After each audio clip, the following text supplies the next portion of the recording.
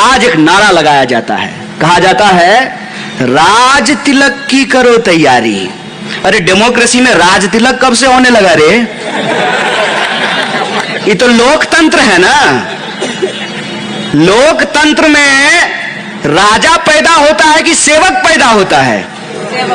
सेवक का राज तिलक होता है। डेमोक्रेसी में, लोकतंत्र में, हमारे संविधान की व्यवस्था में डॉक्टर बाबा साहब भीमराव अंबेडकर ने यह सुनिश्चित किया है कि रोहित भाई का भी वोट एक होगा और आप सब लोग जो नीचे बैठे हुए हैं ना, आपका भी वोट एक होगा। यह हमारे संविधान की ताकत है। यह हमारे संविधान की ताकत है कि रानी के पेट से राजा पैदा नहीं होगा, राजा का बेटा राजा नहीं बनेगा। यह इस जमहूरियत की ताकत है।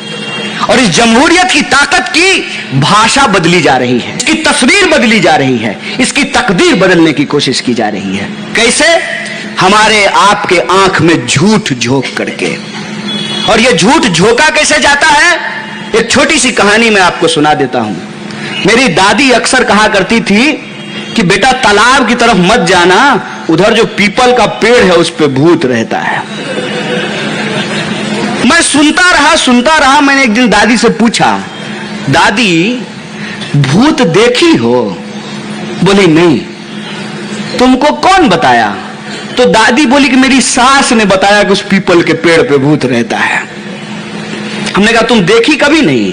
बोली नहीं, हम कभी नहीं देखे कि उस पे भूत रहता है। तो हम बोले कि हम आज जाकर के देख लें कि भूत है कि नहीं है।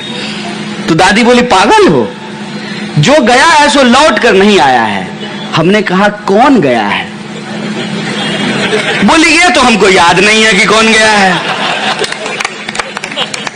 मैं सोचता रहा, बचपन बीत गया। जब जवान हुआ तो मैं गया तालाब की तरफ, उस पीपल के पेड़ को देखने के लिए। ना तालाब बचा था ना पेड़ बचा था, बस भूत की याद बची थी। इस बात से मैं आपको यह कहना चाहता हूं कि आप देखिए कि आज दिन भर टीवी हमारे साथ साजिश क्या रचता है।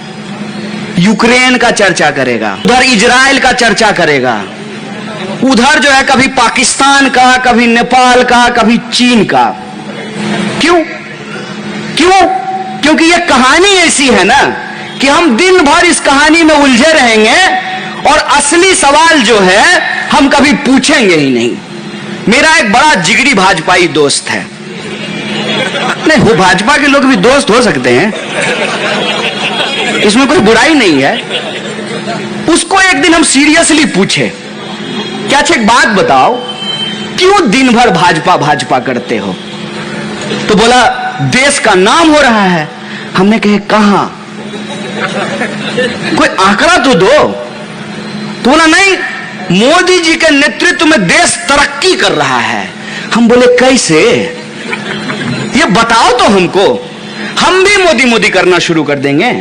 समझा तो दो कि हमको तरक्की हो कैसे रहा है।